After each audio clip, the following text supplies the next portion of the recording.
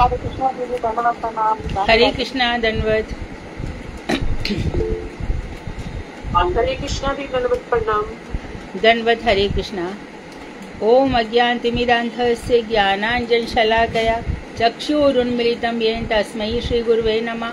नमो महावदन्याय कृष्ण प्रेम प्रदायते कृष्णाय कृष्ण चैतन्य नामने गौरतुषे नमः। हे कृष्ण करुणा सिंधु दीन बंधो जगतपते गोपेश गोपिका कांत राधा कांत नमोस्तुते। तप्त कांचन गौरांगी राधे वृंदावनेश्वरी वृषभानुसुते देवी प्रणमामि हरिप्रिये।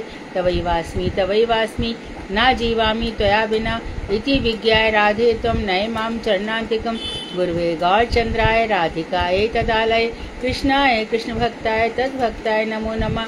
वाञ्छाकल्पतरुवैश्य कृपा सिन्धुभ्येव च पतितानां पावनेभ्यो वैष्णवेभ्यो नमो नमः। श्री कृष्ण चैतन्य प्रभु नित्यानंद श्री अद्वैत गदाधर शिवासादि श्री गौर भक्तवृंद। यम प्रभंजन्तन्मरुमेतमपेत कृत्यं द्वीपायनो विरह कातराजुहा पुत्रेति तन्मयता तर्वोऽभिनेतु तं सर्वभूतहृदयं मुनिमानतोऽस्मि।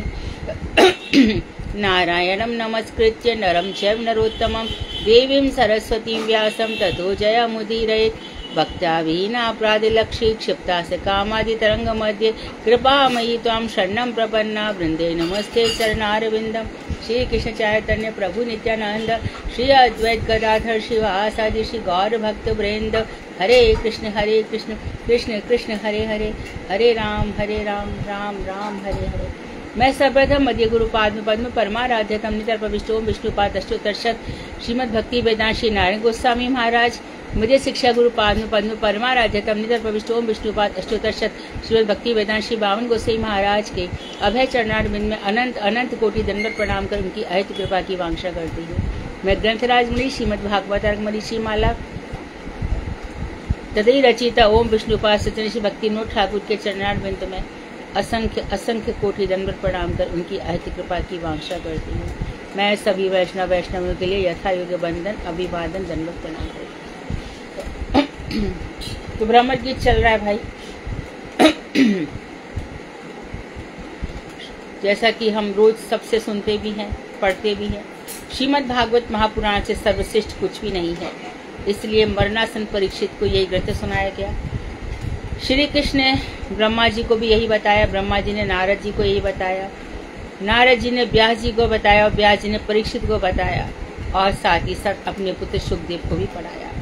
ऐसे महान ग्रंथ में ऐसी महामहिम बातें हम सुन रहे हैं। श्री राधा जी तो श्री राधा जी भगवान श्री कृष्ण को, क्योंकि वो चले गए हैं व्रत छोड़कर चले गए हैं, एक प्रेयसी का प्रेमी जिसके लिए उसने अपना सब कुछ अपना घर संसार सब कुछ छोड़ रखा है और वही उसको छोड़ के चला जाए तो हृदय में कैसी कसक आती है। यही कसक है भ्रमर गीत है। उसमें राधा जी ने प्रजल्प उपजल्प अपजल्प कितने ही प्रकार से जल्पना कर रही हैं। होश नहीं है, एक उन्मादनी अवस्था है। ऐसी उन्मादनी हो गई है कि क्या कहना चाहिए क्या नहीं कहना चाहिए इसका उनको कोई ध्यान नहीं है। पूरा की पूरा अपना हृदय उन्होंने प्रकट करके रख दिया है। हमारे चक्रवर्ती ठाकुर ने तो मधु का शब्द किया है, मधु का पान करने वाला। अरे जैसे कि मधु के पान करने वाले को कुछ होश नहीं रहता, क्या कर देगा, इसी प्रकार हे भ्रमर तेरे सखा है मधुप की तब बंधु, कपटी के बंधु सुन मधु, वो मधुपान करने वाले पियक्कड़ हैं, ऐसा शब्द लिखा है। उनको होश नहीं है। यदुओं की सभा में कैसा उनका उपहास का पात्र होगा, इस बात को उन्होंने विचार भी नहीं किया। तो बहुत सारी बातें ये भ्रमर गीत में बताई गई। अक्सर गौड़िया वैष्णव ही इन बातों की चर्चा करते हैं। बाकी आप कहीं पर श्रीमद् भागवत सुनने जाओगे इतना कोई बताता नहीं है, क्योंकि ये बहुत रस की बातें हैं, ये प्रेम की बातें हैं। उठो बंदगी तेरे बस की नहीं है। यहाँ जो बंदगी है, इबादत है, जो इस कदर तक चली जाती है इसका वर्णन। तो अब देखो अगला श्लोक।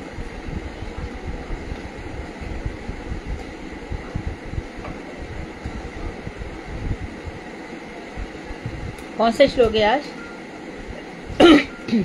112। 112। 12 11 या 12? 11। 111। 11।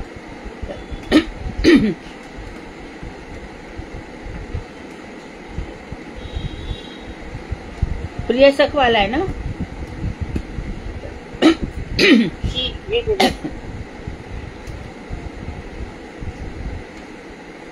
प्रिय सख पुनरागा प्रेयसा प्रेषितः किम् वरय किमनुरुन्धे माननीयोऽसि मेऽङ्गः।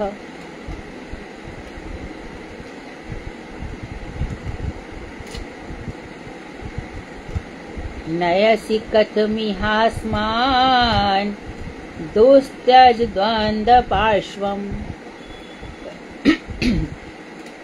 सततमुरसि सौम्य श्रीर्वधुः।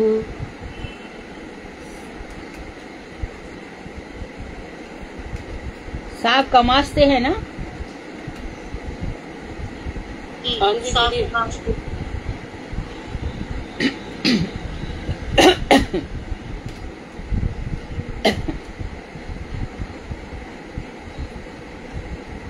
प्रिय सख पुनरागा प्रेयसा प्रेषितः किम् वरय किमनुरुन्धे मानिन्योऽसि मे अङ्ग।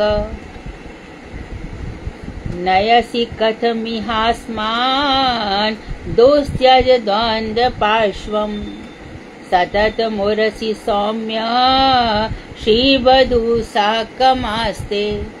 पढ़िए।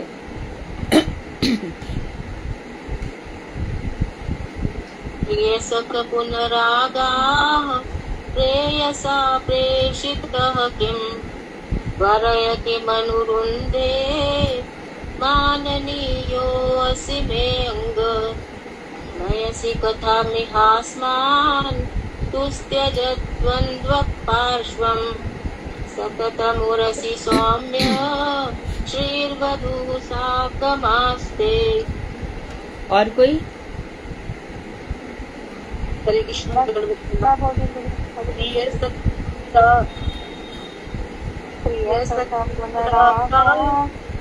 एक एक करके। सुधा नहीं है क्लास में?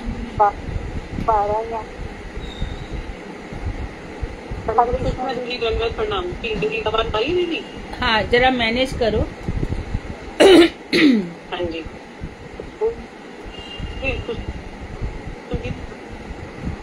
बोल मुझे बोल लेना प्रिय सख पुनरागा प्रेयसा प्रेषितः किम् वरय किमनुरुन्धे माननीयोऽसि मे अङ्ग। नयसि कथामिहास्मान् दुस्तजद्वन्द्वपार्श्वम् सततमुरसि सौम्य श्रीवधू साकमास्ते। ठीक है। हे प्रिय, अनंग लिखा है ना? अंग लिखा है ना? अंग। हे प्रिय कृष्ण बंधो, हे प्रिय कृष्ण के मित्र भ्रमर सुन, तुम पुनः लौट आए हो। राधा जी को लगा कि वो चला गया है, उनकी बात सुन करके फिर देखा कि नहीं, वो इधर उधर ही मंडरा रहा है। तुम फिर से लौट आए हो। क्या हमारे प्रियतम श्री कृष्ण ने तुम्हें पुनः यहाँ भेजा है? क्यों आए हो? वापस उन्होंने यहाँ भेजा है। तुम हमारे आदरणीय हो। तुम हमसे अपने अभिष्ट वर को मांग लो। तुम क्या चाहते हो हमसे? तुम आए हो ना यहाँ पर। हमसे मुंह मांगी वस्तु मांग लो। कहीं ऐसा सुनकर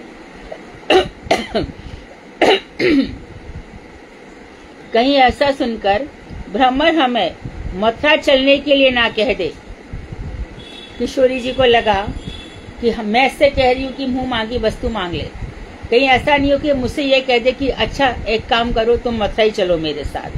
तो इसलिए कहने लगी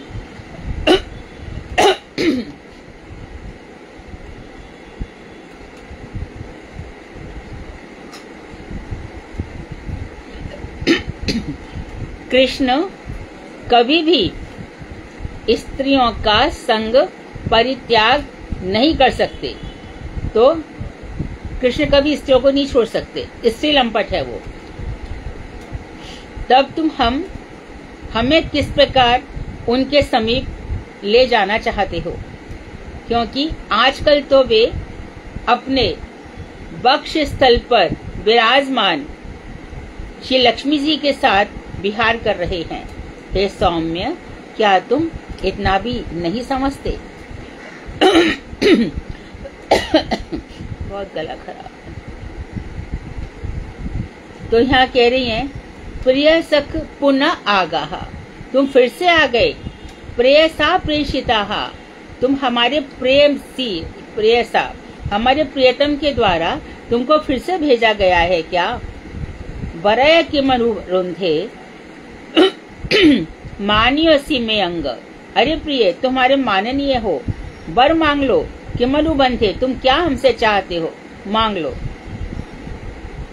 तुम चाहते हो कि नयसी हमें कथम ही असमान, क्या हमें वहां ले जाना चाहते हो? दुस्त्यज द्वंद्व पार्श्वम, अरे श्री कृष्ण को किसी भी स्त्री के साथ छोड़ना उनके लिए बहुत मुश्किल है। सतत मुरसी, जो हृदय पर जो निरंतर विराजमान है। हे सौम्य, श्री वधु लक्ष्मी जी को कहा है। सा कमास्ते, तो जब श्री वधु के साथ वो नित्य विहार कर रहे हैं, तो क्या तुम इतना भी नहीं समझते? तो हमें वहां क्यों ले जाना चाहते हो? अरे वो तो स्त्री को छोड़ ही नहीं पाते। जिसको समझ में आया बोले। मैं बोल रही थी। हाँ बोलो। दीदी, श्रीमती जो राधा रानी है वो वर्मा से कह रही थी, हे प्रिय वर्मा, कृष्ण के बंधु तुम फिर से लौट आए हो क्या? क्या आपको हमारे प्रियतम ने तुम्हें यहाँ दोबारा भेज दिया है क्या? आप हमारे आदरणीय हो, तुम हमसे अपना मतवांछित वर मांग लो। लेकिन ऐसा तो श्रीमती जी ने बोल दिया। फिर उनके मन में विचार आया, कहीं हमें मथुरा चलने के लिए न बोल दे। तो उन्होंने फिर बर्मर से कहा कि श्री कृष्ण तो कभी स्त्रियों के बिना नहीं रह सकते। आजकल तो वो लक्ष्मी जी के साथ विहार कर रहे हैं, उनके वक्ष स्थल पर विराजमान रहती है। सुंदर बर्मर, क्या तुम कभी नहीं समझते कि वो स्त्री लंपट है? हरे कृष्ण देवी, दंडवत। ठीक है। आगे कह रहे हैं, अपिबत मधुपुर्याम् आर्यपुत्रो अधुनास्ते स्मृति न पितृगेहान् सौम्य बन्धुश्च गोपान् क्वचित् अपि स कथा न किङ्किरीणां गृह्णन्ति भुजमगुरु सुगन्धं मूर्धनाद्यास्तु कदानु किंकरीणां गृणीते। फिर से देख लेते। अपिबत मधुपुर्याम् आर्यपुत्रोऽधुनास्ते स्मरति स पितृगेहान् सौम्य बन्धुश्च गोपान् क्वचिदपि स कथा न किंकिरीणां गृणीते भुजमगरु सुगंधं मूर्धन्यधास्यत् कदानु। बोलिए। पूजा दीदी बोलिए। हरे कृष्ण, हरे कृष्ण, हरे कृष्ण, दंडवत प्रणाम। अपि बत मधुर्या पुत्र अधुनास्ते स्मृति समित्रगेहा सौम्य बंधुश्च गोपान तब चिदपि सतथा ने किंकरीणाम गृणीते मुझ मगुरु सुगंधम पुत्र्यास्य सदा नो। कृष्ण।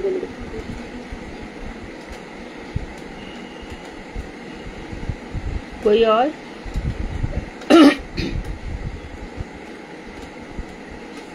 कोई और नहीं ना?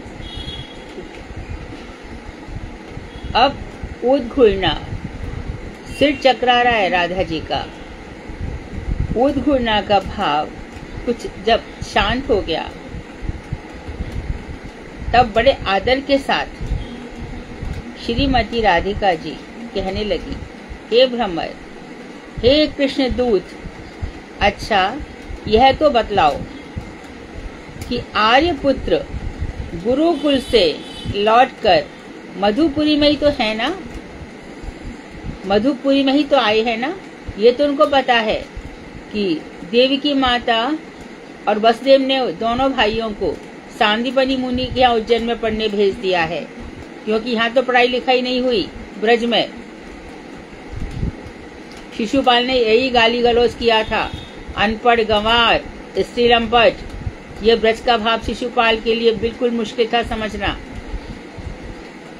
और इसी प्रकार कंस की मैया भी लड़ी पद्मा, श्री ब्रज भागवतामृतम, कि 4 मेरे बच्चे को 4 रोटी क्या खिला दी, खूब उससे गैयाएं चरवाई, उसको जूते तक नहीं पहनाए, पढ़ाने लिखाने नहीं भेजा, वो अपने संस्कार नहीं कराया, ऐसा उसने खूब बोला था। तो यहाँ पर पढ़ने भेजे तो वहां से मधुपुरी में ही आए हैं ना, मथुरा में ही आए हैं ना। क्या वे कभी अपने पितृगृह, पिता के घर को, गोकुल को, और जो सखा है ग्वाल बाल, उनका स्मरण करते हैं? क्या अपनी बात नहीं कर रही? अरे अपने बाप की याद तो करते होंगे ना, अपने सखाओं की याद तो आती होगी ना। और क्या हम दासियों की, क्या कह रही है, प्रेयसी नहीं कहा, हम दासियों की भी कभी चर्चा करते हैं क्या? यह भी बतलाओ कि क्या वे कभी यहाँ वापस आएंगे और अपनी अगरू, जो बहुत सुगंधित होता है, अगरू बहुत सुगंधित पदार्थ होता है, अगरू के समान दिव्य सुगंध से युक्त भुजाएं हमारे मस्तक पर अर्पण करेंगे क्या? हम दासी हैं, कभी अपनी इतनी सुगंधित भुजाएं हमारे सिर पर रखेंगे क्या? बहुत ही सुंदर श्लोक है, बहुत ही सुंदर श्लोक है। फिर से देख लो, अपि बत, जरा बतलाओ तो, मधुपुर्याम आर्यपुत्रो अधुनास्ते, अधुना वो जो आर्यपुत्र है इस समय मधुपुरी में ही है ना, हमारे आर्यपुत्र मधुपुरी में ही है ना। स्मृति सा पितृगेहान, क्या वो अपने पिताजी के घर को याद करते हैं क्या? हे सौम्य बंधुष्य गोपान, जो गोप बंधु है उनका स्मरण करते हैं क्या? क्वचिदपि सा कथा नहा, जरा बताओ तो, हम किंकरी नाम, हम किंकरियों की कभी कोई चर्चा करते हैं क्या? और भुज अगरू सुगंधम, अगरू के समान सुगंधित भुजाओं को मूर्धन्यम, हमारे मूर्धनी पर, धास्यत कदानु, कभी हमारे ऊपर धारण करेंगे क्या? बोलिए कोई। देखिए बोलो। हाँ बोलो। जब राधा जी थोड़ी शांत हो गई थी, उनकी मूर्छा थोड़ी शांत हो गई, तो बड़ी आदर के साथ में राधा जी कहती है, हे भ्रमर, तुम ये बतलाओ, क्या हमारे कृष्ण आर्यपुत्र गुरुकुल से लौट करके मथुरा आ गए हैं? और क्या हमें नंद बाबा और हम ग्वाल वालों को वो याद करते हैं? क्या हम किंकरिया दासियों की चर्चा कभी करते हैं? और क्या कभी वो यहाँ पर लौट कर आएंगे जो और अपने अगरू के समान, यानी जो सुगंधित, जो उनकी दिव्य सुगंध से युक्त जो उनकी भुजाएं हैं, क्या वो हमारे मस्तक पर कभी अर्पण करेंगे? ठीक है, हरे कृष्ण। तो यहाँ पर भ्रमर गीत इन्होंने पूर्ण किया है। क्या 10 श्लोक हो गए हैं क्या, या कम ही लिए हैं? मुझे याद नहीं है, 10 हो गए तो देखो। खैर, तो अब यहाँ पर रस महीने, हाँ हुए हो गए हो गए पूरे हाँ। पूरे हो गए। हाँ ये 10वां है लास्ट। हाँ, 10वां था। इसीलिए क्वेश्चन रख दिया, क्या कभी यहाँ पर आएंगे? बोल के गए थे परसों आऊंगा, परसों में बरसों निकल गए। तो इस तरह से भ्रमर गीत विरह का गीत है। गोपियाँ श्री राधा जी 10 प्रकार के जल्प किए हैं इसमें, और ये हमने उसमें भी पढ़ा था, शायद जैव धर्म में भी पढ़ा था। उज्जवल नीलमणि के में इसका वर्णन है। तो हम धन्य हुए हैं इसको पढ़ करके कि कहीं ना कहीं कुछ ना कुछ स्मृतियाँ हमारे हृदय पटल पर रह जाएंगी। तो हृदय पटल पर ये स्मृतियाँ रह गई, तो यहाँ से जब हम इस संसार का त्याग हम क्या करेंगे, हमसे करवाया जाएगा, तो कहीं ना कहीं विष्णुदूत ये तो समझेंगे बड़ा आस्वादन करके आए हैं, इनको कुछ और लोग देना चाहिए। ये अब पृथ्वी लोक के लायक तो नहीं रह गए। पृथ्वी पर पृथ्वी एक ही समान है। पूरी पृथ्वी जम्बू द्वीप में जो भारत खंड है वो एक ही समान है। हिमालय पर्वत सबके लिए है, गिरिराज पर्वत सबके लिए है, पर एक समान पृथ्वी पर बीज जो पड़ जाते हैं वो बीज अलग अलग हो जाते हैं।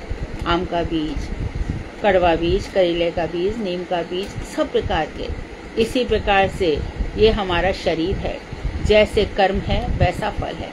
इसमें कोई कुछ भी नहीं कर सकता, कोई कुछ भी नहीं। भगवान श्री कृष्ण ने भी हाथ उठा दिए, कर्मण्यवाधिकारस्ते, फल का तू विचार ही मत कर। तो देखो जमीन एक है, कर्म प्रधान विश्व रचि राखा, जो जस कीन तस फल चाखा।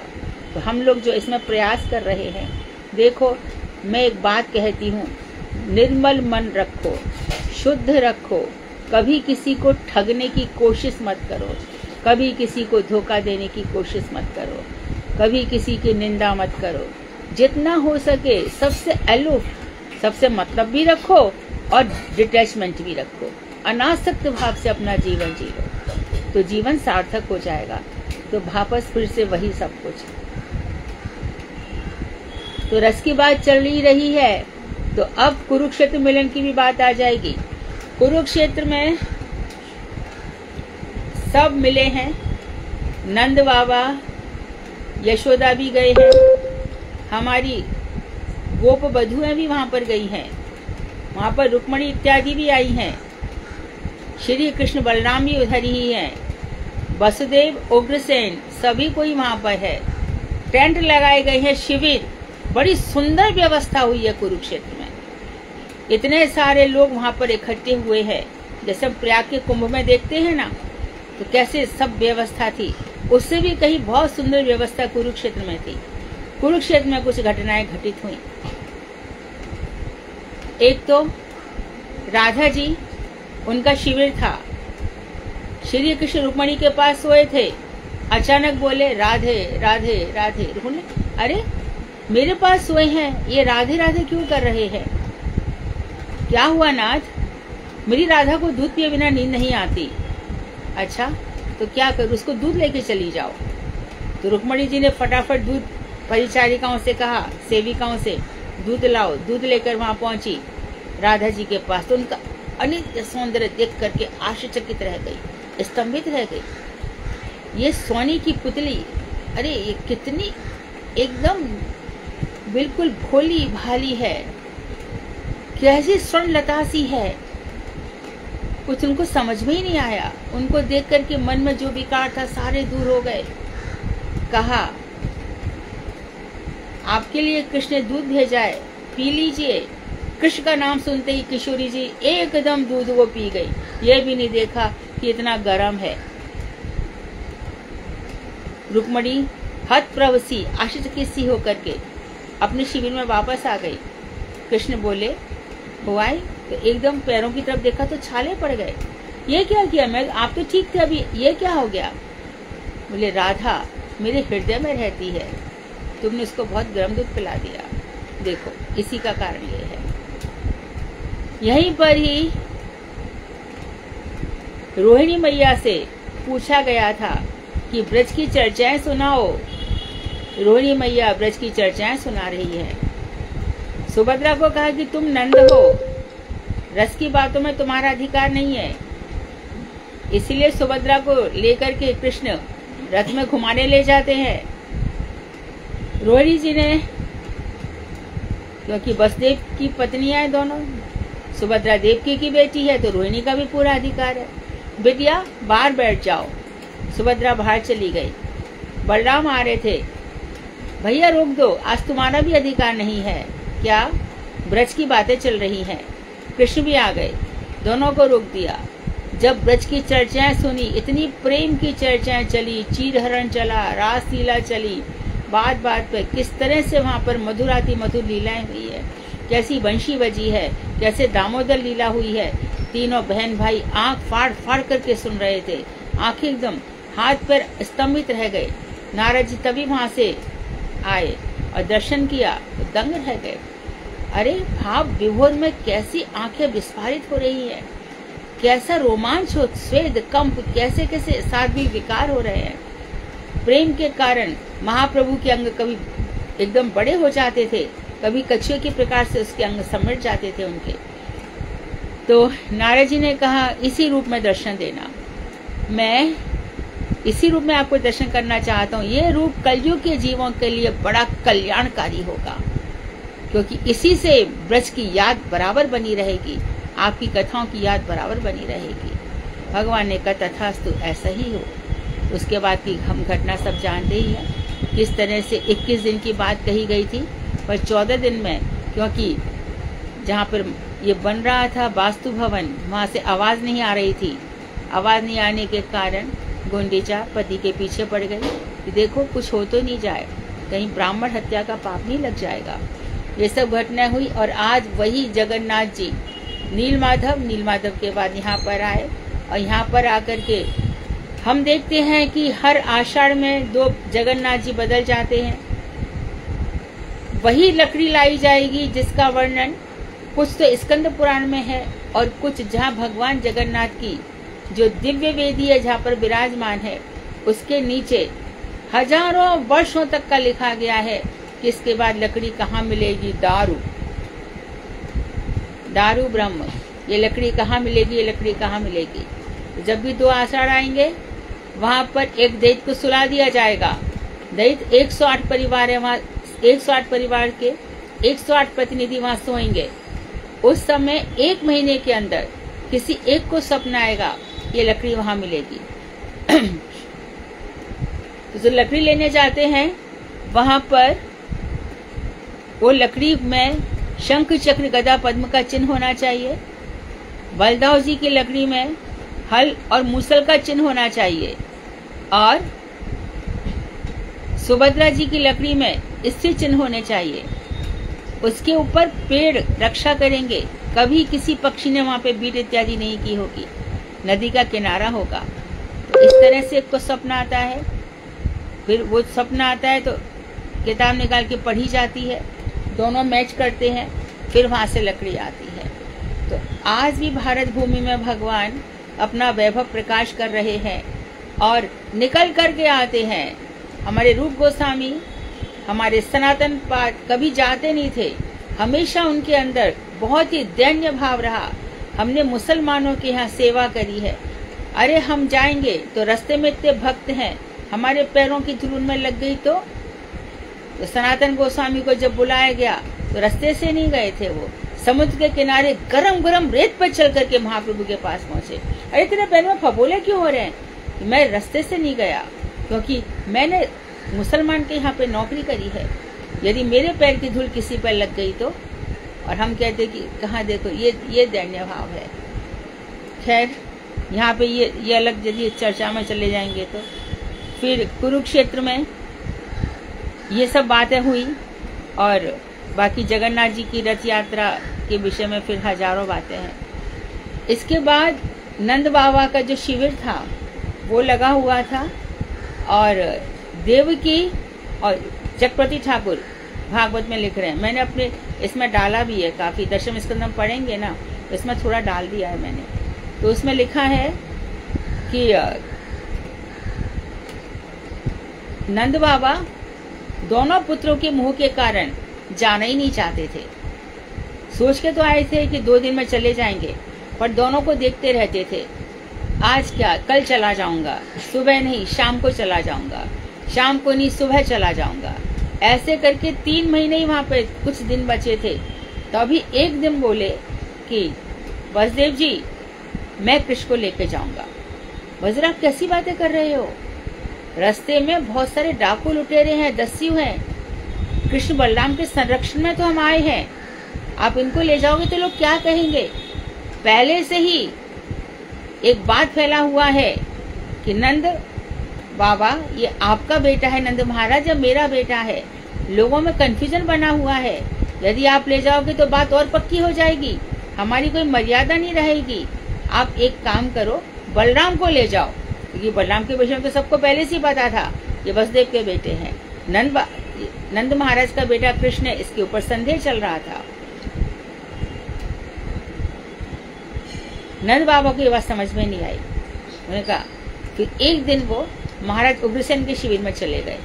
महाराज जो कुरुक्षेत्र में सूर्य ग्रहण लगा है, आप ये मत समझना कि मैं यहाँ पाप धोने आया हूँ, मैं अपना बेटा लेने आया हूँ। उग्रसेन भी एकदम स्तंभित रह गए।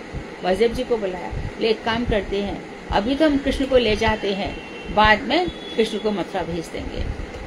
तो ऐसे यहाँ पर बहुत सारी घटनाएं घटित हुई हैं कुरुक्षेत्र में, जिसका वर्णन हमारे बृहद भागवतम में सनातन गोसाई पाद ने भी किया है।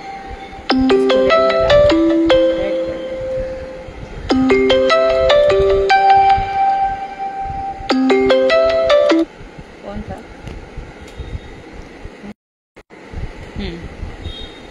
तो इस तरह से कुरुक्षेत्र में बहुत चर्चाएं चली।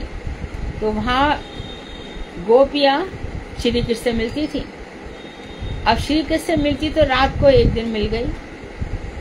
अब श्री कृष्ण गोपियों से कह रहे हैं, गोपियों देखा ये राज मुकुट पहने हैं, राजवेश पहने हैं, पैरों में नुकीली क्षत्रिय वाली पादत्राण जूते पहने हुए हैं, हीरों से जड़े हुए, ये कैसा कृष्ण है, इसका गोवेश कहाँ चला गया, इसकी बंशी तो ब्रज में पहले से ही रह गई थी।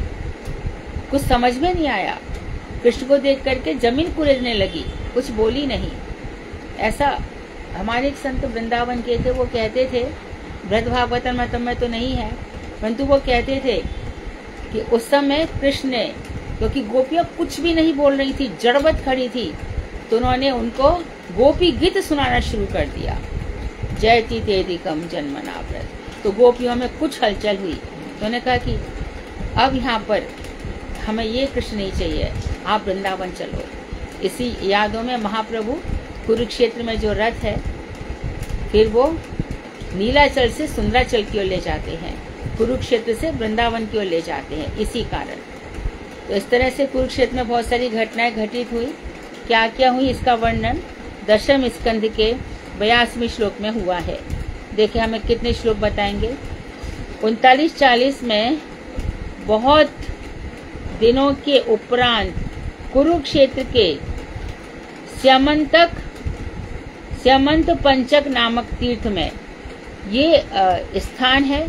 श्रीमद् भगवद गीता जो हमारे मठ से निकली है, उसमें गुरुदेव ने बनाए हैं कि 5 तीर्थ थे वहां पर, और ये एक तीर्थ भी था। यहाँ परशुराम ने सब क्षत्रियों को, जितने भी दुष्ट क्षत्रिय थे, उनका संहार कर दिया था।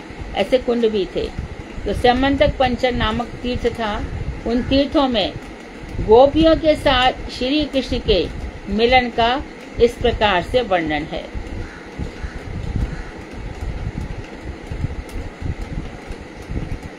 गोप्यश्च कृष्णमुपलभ्य चिरादभीष्टम् यत् प्रेक्षणे ऋषिषु पाक्ष्मकृतं शयन् शपन्ति हृदि कृतमलं परिरभ्य सर्वा तद्भावमुपपुरसि नित्ययुजाम दुरापम। उद्धव के ब्रज से मथुरा आगमन के बाद, उद्धव ब्रज से जब आ गए हैं, 6 महीने रहे उद्धव इन गोपियों की वार्तालाप इनसे चले। गोपियों के आगे कुछ नहीं चली, ज्ञान की पोटली के टुकड़े टुकड़े हो गए, चिथड़े हो गए सब। निष्दिन बरसत नैन हमारे, सदा रहत पावस तू हम पर, जब से शाम से धारे। उधो दिन रात हमारे नैन बरसते रहते हैं, हमेशा वर्षा ऋतु आंखों पर छाई रहती है, आंखों से आंसू सूखता ही नहीं है। उद्धव जी ने उनकी ये हालत देखी, कृष्ण के पास आए भी हैं, भरी सभा में कुछ बोले नहीं है, चुप रह गए। सभा जल्दी विसर्जन हुई। कृष्ण ने पूछा, सुना ना, क्या हाल है? बहुत हाल खराब है, बहुत विरह है वहाँ पर। कृष्ण, तुम्हारे विरह में उनकी स्थिति बहुत खराब है, ना तो वहाँ के पेड़ों में पानी देता है, ना कुछ भोजन बनता है, सारा ब्रज सूना सूना पड़ा है। तो जब ऐसी हालत हो गई तो बृहद भागवतामृतम में फिर नव वृंदावन बनाया गया। कृष्ण वहाँ चले नहीं जाए, इस बात के लिए सब सजग रहते थे। तो वहाँ पर मूर्तियां बनाई गई, यशोदा इत्यादि की सब ऐसा दिखाया गया। कृष्ण वहाँ पर गए, यशोदा को देखा तो मूर्छित हो गए। तो प्रेम ऐसा है कि दोनों तरफ से होता है। One sided love is not love, it should be come from both the sides. जब वही प्रेम परवान चढ़ता है तो भक्त भी प्रेम करे तो भगवान प्रेम करते हैं। भगवान क्यों करें, और भक्त भी इसलिए प्रेम करेगा क्योंकि वहां से उसको कुछ मिलता है, अपने जीवन की सार्थकता मिलती है, अपने जीवन की धन्यता मिलती है, उसको जीने का एक सहारा मिलता है। संसार की जो जितनी भी मूर्खताएं संसार उनके साथ करता है, उनसे जूझ लेता है, अपना रास्ता अलग निकाल करके चलता है। सब भारी भारी बस सबसे साथ बाहरी आचरण व्यवहार रखता है और इस तरह से जीवन चल देता है इन्हीं चीजों के सहारे। तो श्री कृष्ण आ गए तो उस समय समय पर ब्रज में जाया करते थे। तो यहाँ पे ये भी कहा है, ये भी नई बात जानने को मिली है, उद्धव जी समय समय पर वहाँ जाया करते थे। बहुत दिनों के बाद कुरुक्षेत्र में स्यमंत पंचक तीर्थ में सूर्य ग्रहण के उपलक्ष्य में सारे यदुवंशी भी थे और ब्रजवासी गोप। यदुवंशी क्षत्रिय भी कहलाएंगे क्योंकि महाराज यदु के ययाति का बेटा यदु हुआ था यदुवंश में, और वसुदेव क्षत्रिय, इसे क्षत्रिय भी कहलाते हैं। ये ब्रजवासी गोप, पानी मारे गोप यहाँ एकत्रित हुए थे। ये सब गोपियों ने बहुत दिनों के बाद अपने अभिष्ट प्रियतम श्री कृष्ण को प्राप्त किया। वे पलकों को श्री कृष्ण दर्शन में बाधा समझने लगी, अर्थात एक पलक झपकाना भी कि ब्रह्मा ने ये पलक क्यों बनाई है समझकर पलकों की सृष्टि करने वाले विधाता को अभिशाप देने लगी। गोपियां नेत्रों के मार्ग से प्रियतम श्री कृष्ण को हृदय में लाकर गाढ़ आलिंगन करती हुई भगवान को हृदय में ले गए, हृदय से भगवान का गाढ़ आलिंगन किया और परम भाव को प्राप्त हुई, परमानंद को प्राप्त हुई, परम भाव को प्राप्त हुई। यह भाव नित्य संयोग प्राप्त द्वारका की पटरानियों अथवा श्री लक्ष्मी के लिए भी अत्यंत दुर्लभ है। उनको यह भाव प्राप्त नहीं हो सकता जो गोपियों ने किया। अब परिरंभ जो किया है, आलिंगन जो किया है गोपियों ने हृदय में, या उनको नित्य रूप से प्राप्त था। लक्ष्मी को भी कहा, बेचारी चरणों की दासी तो बनकर रह गई हैं। क्या लक्ष्मी सुंदर नहीं थी? क्या उनके हाव भाव नहीं थे? क्या उनके कटाक्ष नहीं थे? लेकिन वो प्रेम नहीं है जो किशोरी जी में है, वो प्रेम नहीं शशत। तो भगवान श्री कृष्ण राधा का जो है वो दिव्य प्रेम है, वो उनमें नहीं है, अभी भी नहीं है। भगवान कहते हैं कि वो कहते मेरे साथ रास करो, करना, मैं कहाँ ना बोलता हूँ। गोबर था तो जब मैं समझूंगा कि ये गोप कुमार से तेरा विवाह हुआ, फिर भी तू मुझसे प्यार करती है। जिन लोगों का विवाह हुआ फिर भी मुझे छोड़ती नहीं है। आर्य धर्म, वैदिक धर्म, सब कुछ छोड़ना पड़ेगा। तो यहाँ पर ये नारद जी को एक घटना और घटित हो गई। श्री कृष्ण के सिर में पीड़ा है, ये पीड़ा कैसे दूर होगी?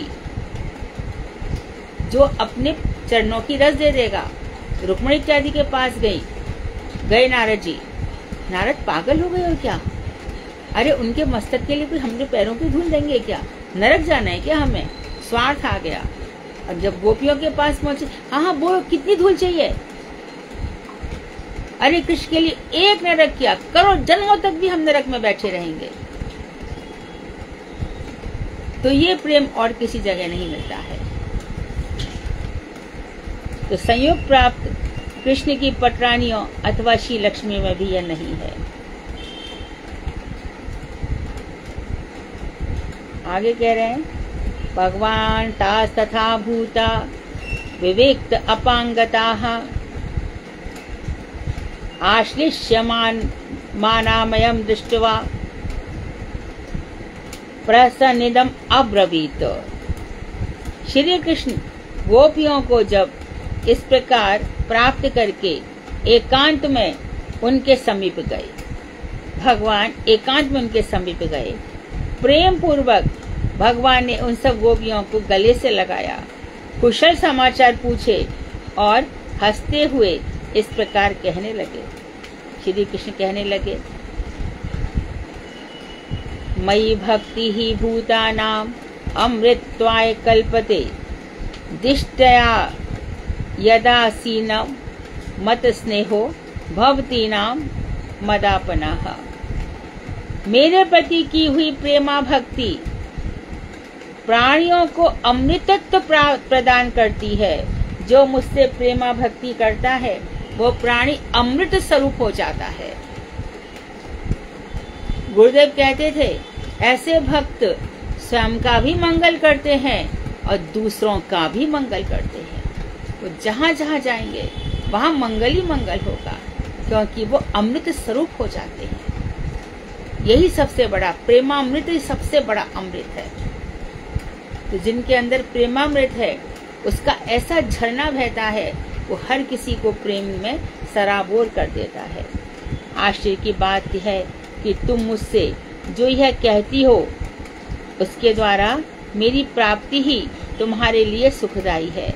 यह सुनकर श्रीमती गूढ़ भाव से कहने लगी। देखो और एक श्लोक राधिका जी बोल रही है 10:82-48 में। कोई गोपी अर्थात श्रीमती राधा ने कहा है, ये श्लोक और राधा जी ने बोली है। आहुष्टे नलिन नाथ पदारविंदम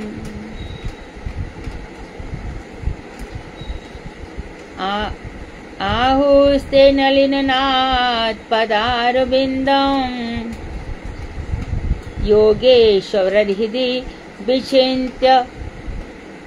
विचिन्त्य मगाधबोधयि संसार कूप मतितोस्त तरण बलम्बम गेहम जुषामपि मनस्यादिया सदा नः। हे नलिननाथ, कमल के समान मुख वाले हे नाथ, अगाध बोध संपन्न योगेश्वरों के हृदय में आपके जो पाद पद्म सर्वदा चिंतनीय है। अगाध बोध यानी कि जिनका बहुत गहरा ज्ञान है, अगाध जिसकी कोई सीमा नहीं है, जो बहुत ही जिसने वेद तंत्र उपनिषद सब कुछ पढ़ रखा है, वही समझ सकता है कि श्री कृष्ण क्या है, श्रीमद् भागवत क्या है। वही लोग जो महामूर्ख ऊपर ही ऊपर, 1 मिनट में क्रिकेट चाहिए, 1 मिनट में नेतागिरी चाहिए, 1 मिनट में पास पड़ोसन चाहिए, 1 मिनट में क्रिकेट चाहिए। ये सब लोगों के लिए सब चीजें कहाँ से आ गई? करोड़ जन्मों तक भी नहीं है। जिन्होंने ये सब शांत चित्त से इन सब ग्रंथों का अध्ययन किया है और फिर अगाध बोध अगाध ज्ञान से संपन्न योगेश्वरों के हृदय में आपके पाद पद्म चरण कमल सर्वदा चिंतनीय है। आपके चरण कमलों को अपने हृदय में रखते हैं और सदैव उनका ही ध्यान चिंतन करते हैं तथा संसार कूप में पतित, जो संसार कूप में पड़े हुए हैं, माया के दास हैं, उनके लिए जो एकमात्र अवलंबन है वे ही तुम्हारे पाद पद्म तुम्हारे साथ तो जो संसार में पड़े हुए हैं उनके लिए भी आप ही सहारे हो। तो उनके साथ गार्हस्थ्य क्रीड़ा में नियुक्त हमारे वृंदावन स्वरूप लीलागत मन में अर्थात वृंदावन में सर्वथा आविर्भूत कराओ। तो जो तुम्हारे पाद पद में पहला उदाहरण दिया योगेश्वरों के हृदय में चिंतनीय है। दूसरा उदाहरण दिया कि जो सभी के लिए संसार कूप में पड़े उनके लिए भी वही सहारे हैं। अब तुम क्या करो कि इन जो तुम्हारे चरण कमल हैं वो हमारे साथ जो हम ग्रस्त क्रीड़ा में हैं अर्थात हमारे पति पुत्र बंधु हमारे साथ रहते हैं तो हम ग्रस्त क्रीड़ा में नियुक्त हैं। आप आओ हमारे वृंदावन में चलो। और वृंदावन स्वरूप जो लीलागत हमारा हृदय है। अन्य मन मन मोर मन वृंदावन श्री राधा जी ने चेतन चेतामृत में कहा है। श्री कृष्ण यहीं पर कहा है दूसरों का मन मन होगा यानी उस मन में हजार बातें आती होंगी। मैं तो मन में एक ही चीज जानती हूँ, मेरा मन और वृंदावन। मेरा मन ही वृंदावन है जहाँ आप सदैव विराजमान रहते हैं। तो मन में अर्थात वृंदावन में सर्वदा आविर्भूत कराओ अर्थात वृंदावन ले चलो। हमारा मन और मन दोनों को एक एक कर जान। हमारे मन ही वृंदावन है, इसमें चरण कमल को आविर्भूत कराओ। कुरुक्षेत्र में यह जो ऐश्वर्यगत मिलन है हमें इससे सुख नहीं होता।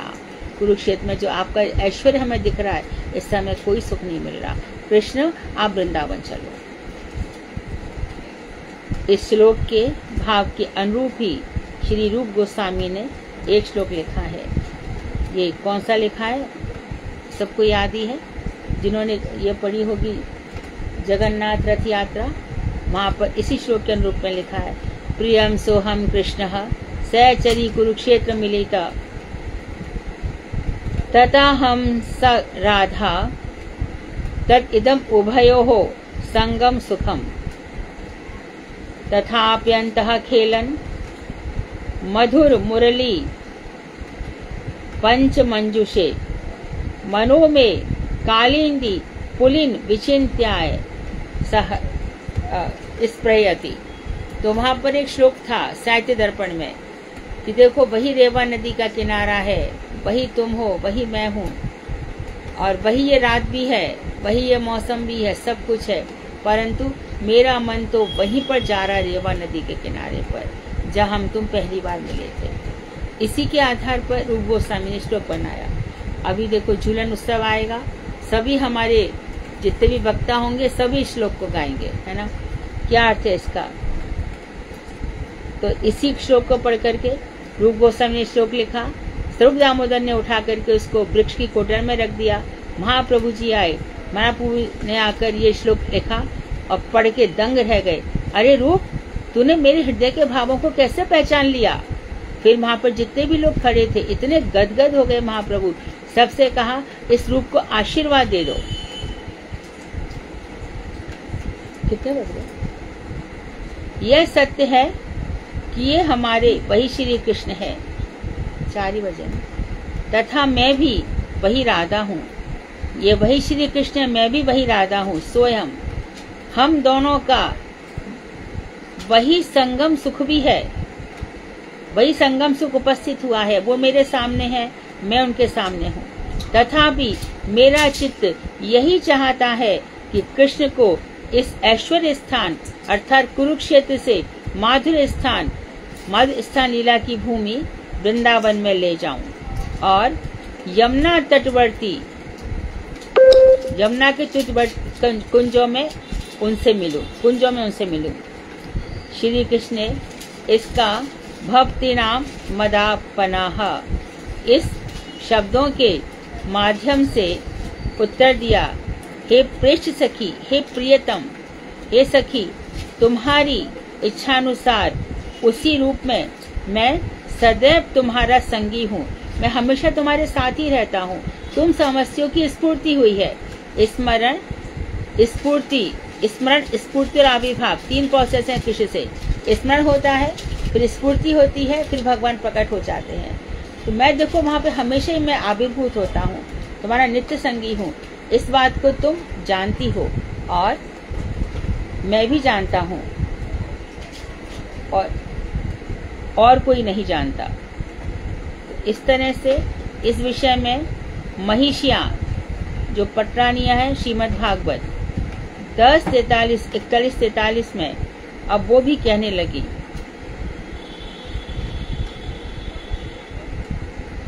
तो कल हम पढ़ेंगे 116। कितने श्लोक हैं इसमें? दीदी हाँ। मैं क्या बोल रही हूँ हाँ। कि अगर हम कल क्लास लेते हैं तो फिर क्वेश्चन आंसर के लिए फिर कब होगा? तो आज ये पूरा पढ़ा लो, आज भागवत रहने दो, तो कल क्वेश्चन आंसर की क्लास ले लो तो पूरा हो जाएगा। कितने श्लोक बाकी हैं? एक दिन के हैं, 2 श्लोक और दीदी बहुत टाइम लगेगा दीदी। 8 क्वेश्चन है, भागवत मत लो दीदी, आज में नहीं हो पाएंगे सारे श्लोक। 8 है आज 8 में टाइम लगेगा नहीं दीदी। 8 में फिर सोमवार को फिर क्वेश्चन आंसर लोगी खाली इसी के लिए, तो कल फिर शुक्र। किताब तो खत्म हो जाएगी। हाँ तो क्या हो गया, एक दिन हाँ ले तो लेंगे। क्या हो गया, तो क्या हो गया, ले लेंगे दीदी। तो थोड़ा गैप नहीं लोगी आप? सोमवार को क्लास लेने में क्या है? अच्छा, आगे ग्रंथ प्रेरणा भी है ना, उसमें भी भक्ति विनोद ठाकुर जी ने कुछ इतिहास बताया भागवताचार्य जी महाराज का, उसमें भी कुछ श्लोक हैं दीदी। हाँ है एक पेज है।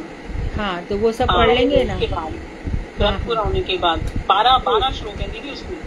ठीक है। हाँ तो फिर तो टाइम 1 या 2 दिन भी लग जाएंगे। ठीक है, तो एक काम कर सकते हैं कि सोमवार को इसको पढ़ लेते हैं, उसके बाद ही क्वेश्चन आंसर रखें तो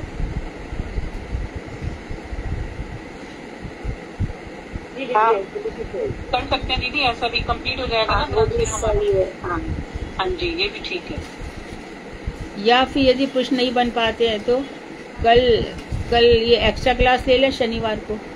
मुझे कुछ काम नहीं है कल। ना दीदी दीदी मंडे को ले लीजिए क्लास, फिर एक साथ 3 क्लासेस की प्रश्न बच जाएंगे। ठीक है, तो मंडे को ही ले लेते हैं। जो क्वेश्चन एक दिन के होंगे वो मंडे बन जाएंगे, है ना। तो मंडे तक क्लास ले लेते हैं और ट्यूसडे क्वेश्चन आंसर कर लेंगे। पॉसिबल है?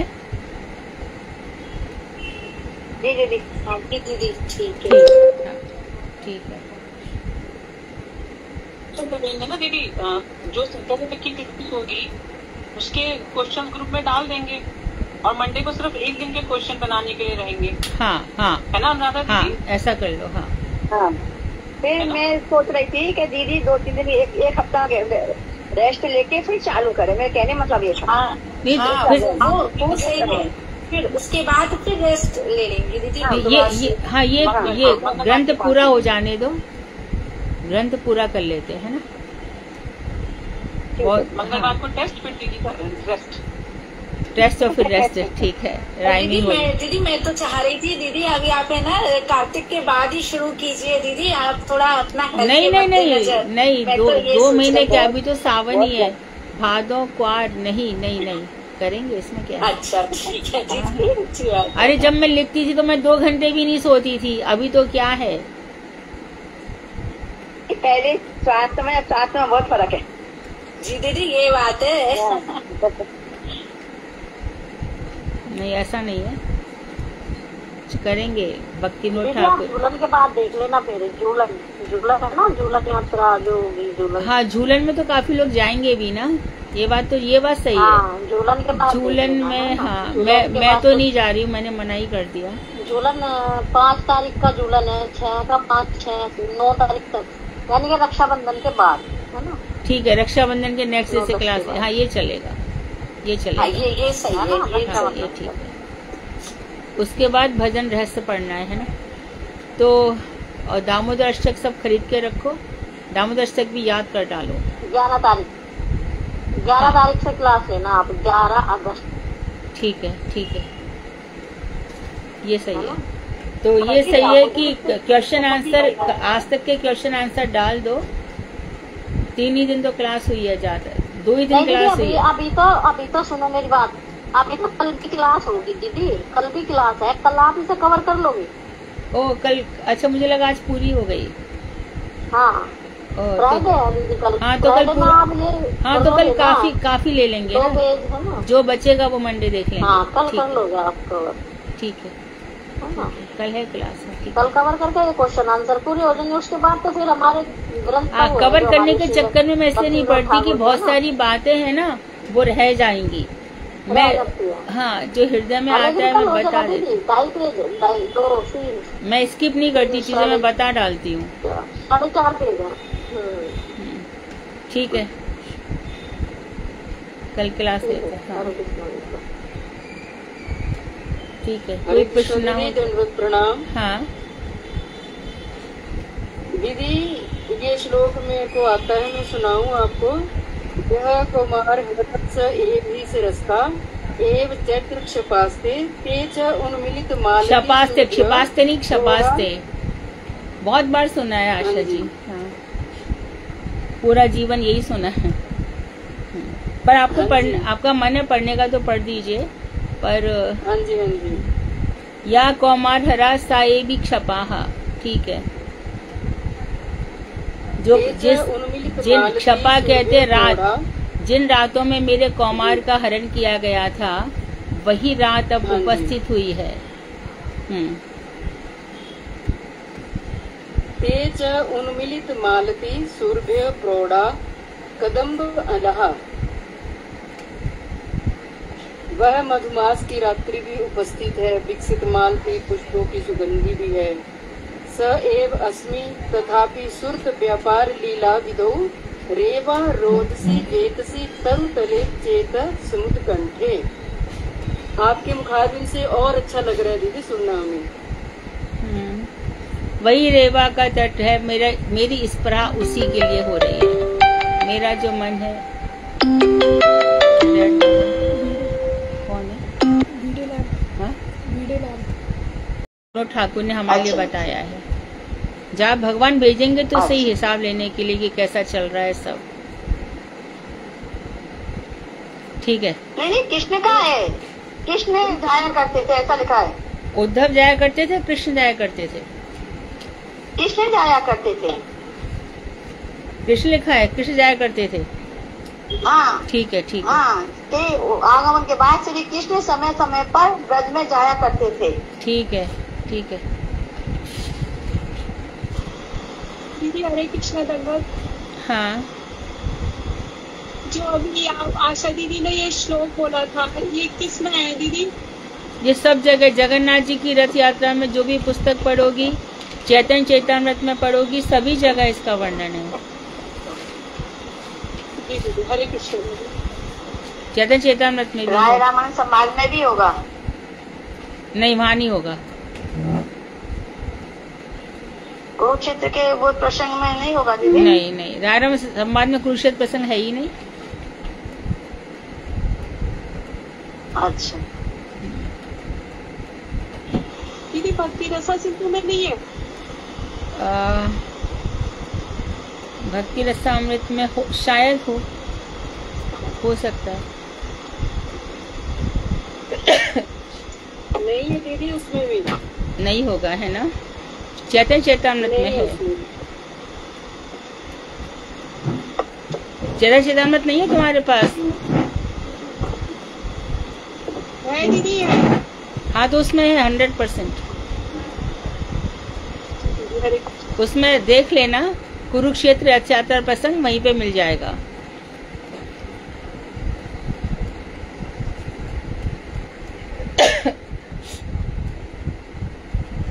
बताइए, कौन पढ़ रहा है भागवत? हरे कृष्ण दीदी दंडवत प्रणाम। हाँ, कल अधूरा रह गया था ना। कल अधूरा रह गया तो दीदी मैं शुरू से ही बोल रही हूँ उसको। ठीक है। जी। वांछा कर्तव्य कृपा सिंधुभ्यो पतितानां पावनेभ्यो वैष्णवेभ्यो नमो नमः। श्री कृष्ण चैतन्य कृपया का विधान यह मर्यादा रक्षति वैष्णवनाम कृपावला माधव तीर्थामी श्री भक्तिदा भारती मास्या। मैं सर्वप्रथम अपने गुरुदेव नित्य लीला प्रविष्ट ओम विष्णुपाद अष्टोत्तर श्रीमद भक्ति विज्ञान भारती गोस्वामी महाराज तदनंतर संपूर्ण गुरु परंपरा के चरणों में कोटि कोटि दंडवत प्रणाम करते हुए श्रीमद भागवतम के चरणों में प्रणाम करती हूँ और अपनी परम प्रिय मधु दीदी भागवताचार्य डॉक्टर मधु खंडेलवाल दीदी, उनके चरणों में मेरा कोटि कोटि दंडवत प्रणाम और आप सबको मेरा यथायुक्त दंडवत प्रणाम। हरे कृष्ण। हमारा ये पंचम स्कंद चल रहा है और इसका 21वां अध्याय संक्षेप में बोलने का प्रयास करूंगी मैं इसको। दीदी मेरी आवाज आपको आ रही है? आ रही। जी दीदी, इसका शीर्षक है काल चक्र में भ्रमण करते हुए सूर्य की गति का वर्णन। द्वीप पर्वत का वर्णन करते हुए अब सुखदेव गोस्वामी जी परीक्षित महाराज को सूर्य की गति का वर्णन कर रहे हैं। कौन से पर्वत का वर्णन करते हुए? द्वीप और पर्वतों का जो द्वीप और पर्वत का, हाँ ठीक है। हाँ जी। अब सूर्य देव की गति का वर्णन कर रहे हैं वो। तो सूर्य ही समस्त प्राणियों के जीवन आधार स्वरूप हैं। सूर्य की उपस्थिति में ही सब देख सकते हैं, इसलिए वे दृढ़ अर्थात दृष्टि के ईश्वर कहे जाते हैं। भगवान सूर्य अपने तेज एवं अंग कांति से तीनों लोकों को प्रकाशित करते हैं। अपने तीनों नामों उत्तरायण, दक्षिणायन एवं विषुवत, इन तीनों के अनुसार विष्णु पद कह रही हो ना? तीसरा जो है उत्तरायण दक्षिण, विष्णु पथ या विष्णु पद क्या है? विष्णुवत है दीदी, इसमें विष्णुवत। विष्णु, अच्छा विष्णुवत, हाँ ठीक है जी। इन तीनों के अनुसार इनकी गति क्रमशः मंद, तीव्र, विषुवत है ना? विषुवत होगा ना? विषुवत, हाँ जी, हाँ विषुवत जी। हाँ, तो विषुवत रेखा वो हो गई ना, नॉर्थ पोल और साउथ पोल हो गया ना? वहाँ पे बहुत ठंडी पड़ती है, 6 महीने सर्दी 6 महीने गर्मी, वो विषुवत रेखा है ना? हाँ ठीक है जी। समय के अनुसार सूर्य मकर आदि राशि में आरोहण, कर्क आदि में अवरोहण और विषुवत आदि में विचरण करते हुए दिन एवं रात्रि को बड़ा, छोटा एवं समान करते हैं। सूर्य जब दक्षिणायन की ओर जाएं तो दिन बढ़े और जब उत्तरायण की ओर चले तो रात्रियां बढ़ती हैं। सूर्य की इस प्रकार की गति को देखते हुए पंडितों ने यह निर्णय किया कि मानसोत्तर पर्वत की चारों दिशाओं में मंडलाकार रूप में भ्रमण करते हुए सूर्य का परिक्रमा मार्ग 9,51,00,000 योजन तक फैला हुआ है। इस पर्वत पर सुमेरु पर्वत के पूर्व की ओर इंद्र की देवधानी, दक्षिण में यम की संयमनी, पश्चिम में वरुण की निम्लोचनी और उत्तर दिशा में चंद्र की विभावरी नाम की पुरी है। इन सभी पुरियों में काल विशेषानुसार सूर्योदय, मध्याह्न, सूर्यास्त और अर्धरात्रि होते हैं। जो लोग सुमेरु पर रहते हैं उनके लिए सूर्य सदैव ही मध्याह्न काल में ताप प्रदान करते हैं। यद्यपि वे अश्विनी आदि नक्षत्रों की ओर जाते हुए स्वाभाविक गति के अनुसार सुमेरु को बाईं ओर रखकर चलते हैं, फिर भी दक्षिणावर्त प्रवर्तक प्रवाह नामक वायु द्वारा घुमाए जाते हुए ज्योतिष चक्र के कारण ऐसा लगता है जैसे प्रतिदिन वह सुमेरु को दाईं ओर रखकर चलते हैं। वे जिस स्थान पर पहले उदित हों, ठीक उसके उल्टे स्थान पर वहां के लोगों को वे अस्त हुए दिखाई पड़ते हैं। फिर जब वे आकाश के मध्य में स्थित वहां के लोगों को गर्मी से पसीना पसीना कर रहे होते हैं, तो विपरीत दिशा के लोगों के लिए अर्धरात्रि हो रही होती है। सूर्य जब इंद्रपुरी से यमपुरी की ओर प्रस्थान करते हैं, तब 15 घड़ी अर्थात 6 घंटों में वे 2.25 करोड़ और 12,25,000 से अधिक योजन पार करके यमपुरी में पहुंचते हैं। वहां से वे वरुण की पुरी वारुणी और विभावरी चांद्री से पुनः इंद्र की पुरी की ओर लौटते हैं। इसी प्रकार चंद्रादि अन्य ग्रहादि भी नक्षत्रों के साथ ज्योतिष चक्र में उदित होते हैं और नक्षत्रों के साथ ही अस्त होते हैं। इस प्रकार सूर्य देव का त्रयीमयी रथ अर्थात वेदमयी रथ एक मुहूर्त में अर्थात 2 घड़ी या 48 मिनट में 34,08,000 योजन की गति से चलता हुआ इन चारों पुरियों में भ्रमण करता है। अब तौर रथ के विषय में बताया जा रहा है। इस तौर रथ में एक चक्र है जिसे संवत्सर कहा जाता है। 12 महीने इसके 12 प्रांत भाग हैं। 6 ऋतुएं इसके अग्रभाग हैं। एक साल का वर्णन कर रहे हैं, एक संवत्सर में, एक साल में, है ना? एक संवत्सर में इसके जो 12 महीने हो गए। 6 ऋतुएं इसके अग्रभाग हैं। 3 चातुर्मास इसके 3 भागों में विभाजित नाभि अर्थात मध्य 3 सर्दी के, 3 गर्मी के, 3 बरसात के। जी इसकी पुरी का एक सिरा सुमेरु पर्वत की चोटी पर और दूसरा मानसोत्तर पर्वत पर टिका हुआ है। रथ चक्र की धुरी में संलग्न होकर कोलू के पहिए के समान रात दिन घूमता रहता है। इसी चक्र की एक और धुरी है जिसका पूर्व भाग सुमेरु मानसोत्तर की लंबाई 1,57,50,000 विस्तार वाली धुरी से जुड़ा हुआ है और इस धुरी का विस्तार प्रथम धुरी से चौथाई अर्थात 39,33,500 योजन है।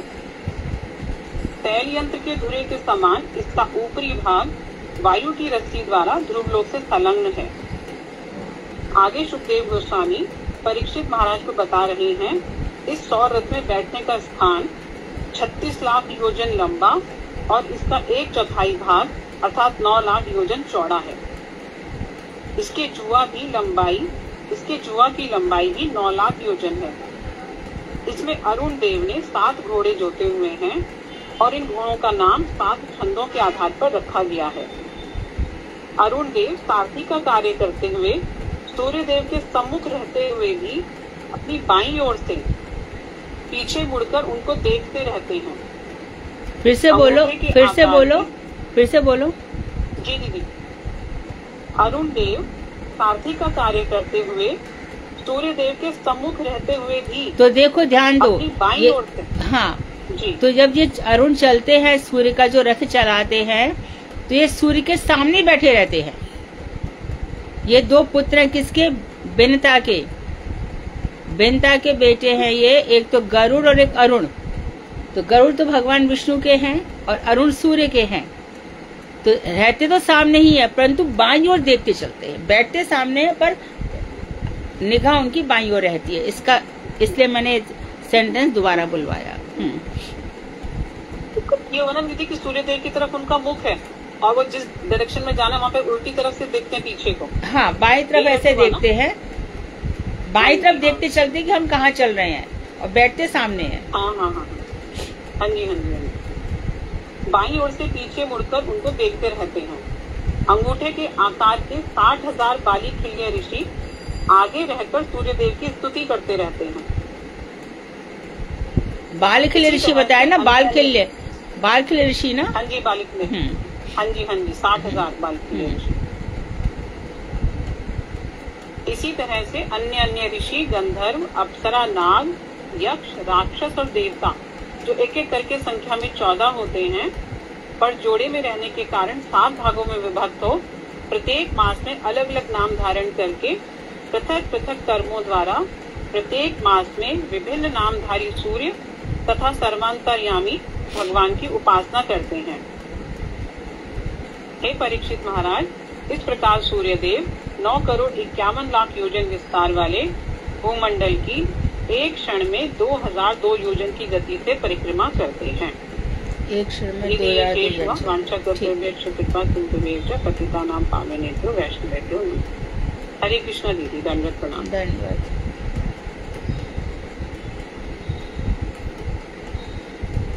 4:23 हो रहे हैं दीदी। अभी तो ये इसका अगला अध्याय शालू दीदी ने करना है, 22वां अध्याय शॉर्ट में। तो आज करें या कल के लिए करें? कितना मिनट लगेगा शालू? 8 मिनट दीदी, 8 मिनट। ठीक है, तो पढ़ 8 मिनट लगेगा, 7-8 मिनट। हाँ, पढ़ लो। ठीक। हरे कृष्णा दीदी, दंडवत प्रणाम। धन्यवाद। श्री गुरुदेव की जय, गुरु परंपरा की जय, श्री दीदी की जय। सभी को मेरा यथायोग्य दंडवत प्रणाम।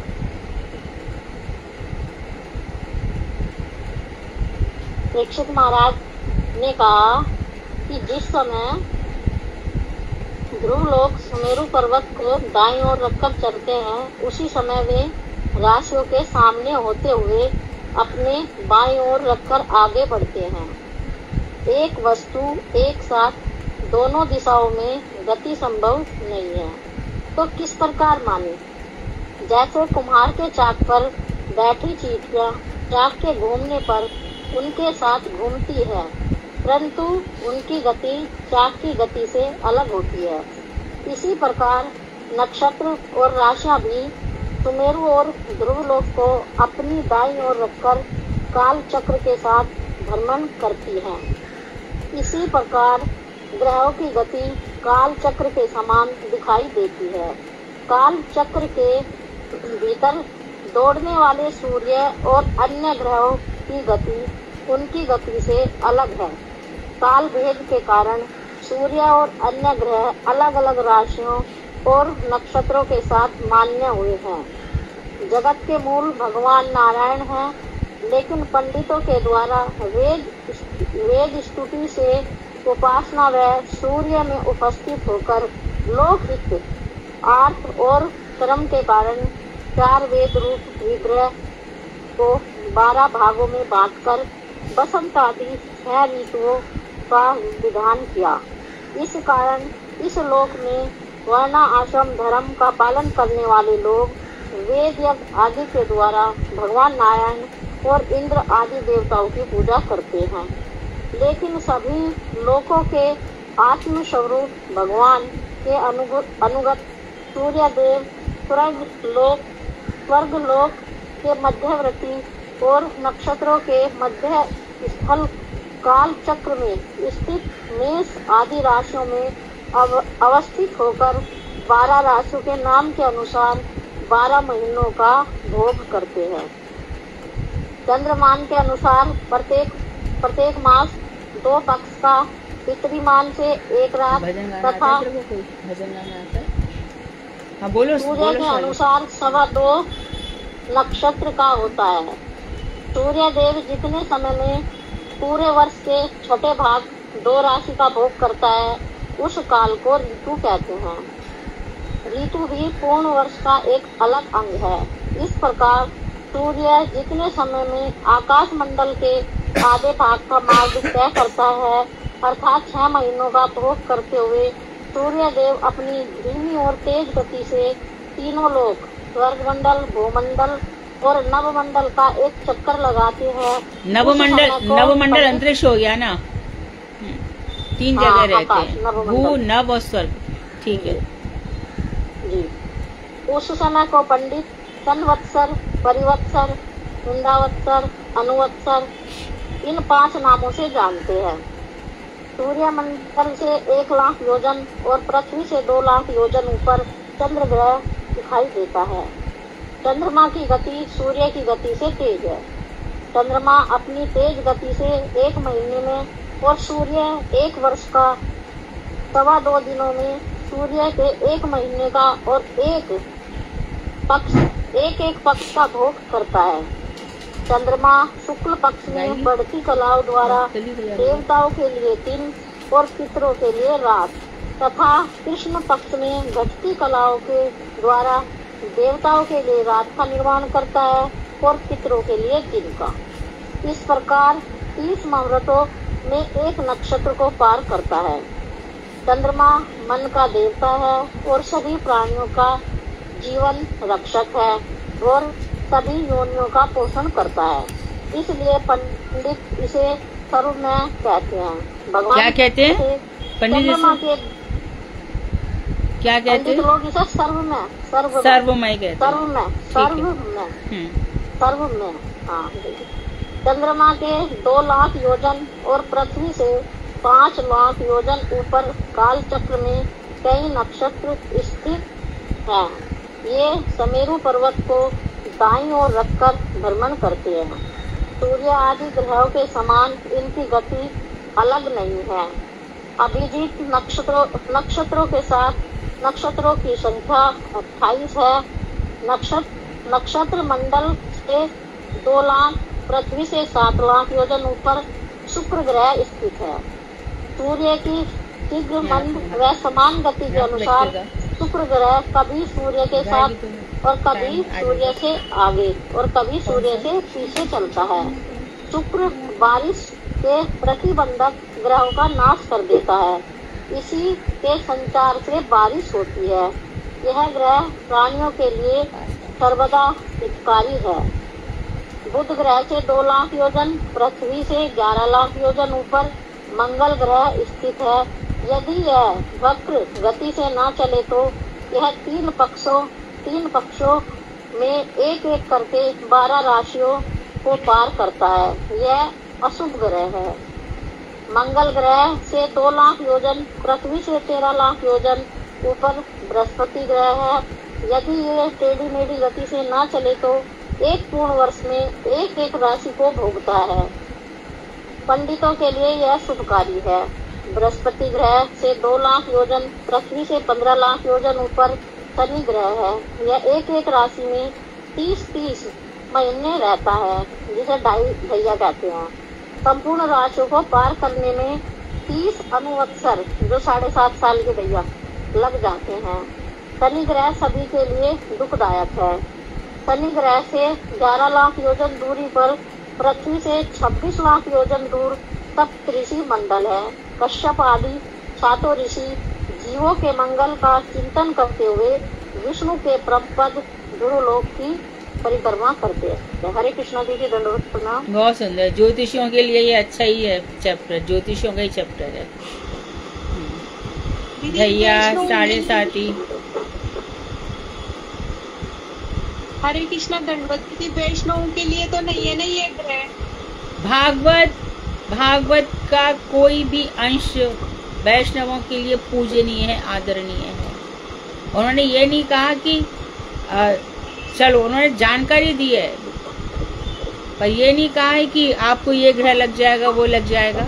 बताया है, सब कुछ बता रहे हैं ना, तो ये भी अछूता क्यों रहे? इसके विषय में इग्नोरेंट क्यों है वैष्णव, है ना? इसलिए भागवत का एक अंश भी वैष्णवों के लिए हेयांश नहीं है। ना इसमें छिलका है, ना गुठली है। रसमालया में पिबत भागवतम रसमालया। दीदी ललिता दीदी कल करना। अब दीदी को ना काफी टाइम हो गया, दीदी की थोड़ी तबीयत भी ऐसी है ना, 3 बजे से 4:30 हो गए। अदिति भजन गा रही है। अन्नी दीदी अदिति गा रही है, अदिति गा रही है। अदिति आई है आज। क्या बात है। हाँ अदिति गा रही है। हाँ, आज आई है ये इतने दिनों बाद। बोलो। हरे कृष्णा, दंडवत प्रणाम। आवाज कम आ रही है, आवाज का शरीर। हरे कृष्णा, दंडवत प्रणाम।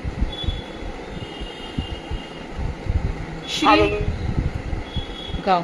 श्री कृष्ण चैतन्य प्रभु दया करो मोरे, तुम बिना के दयालु जगत संसारे। पतित पावन हेतु तव अवतार, मोसम पतित प्रभु न पाइबे यार।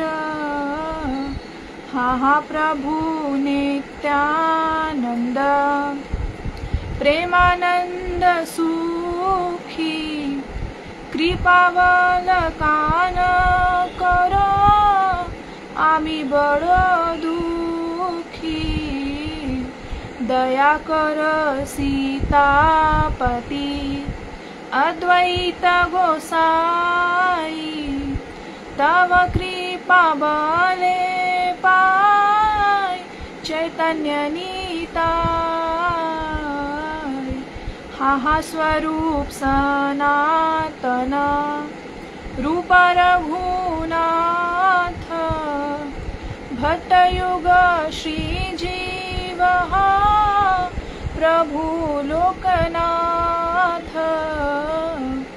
दया कर श्री आचार्य प्रभु श्रीनिवास, रामचंद्र संग मांगे नरोत्तम दास।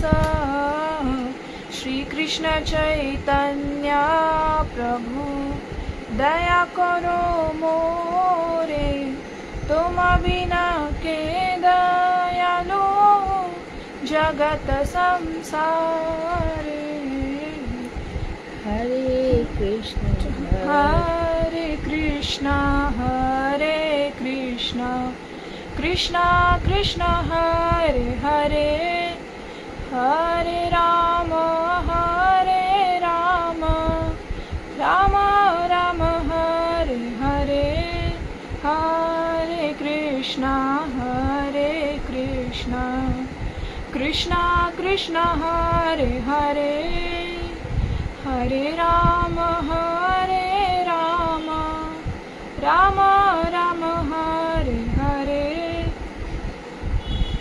ठीक है। हरे कृष्णा। बहुत अच्छा दीदी, बहुत सुंदर गाया। अपने आप ही किताब ढूंढ ली इसने, पता है।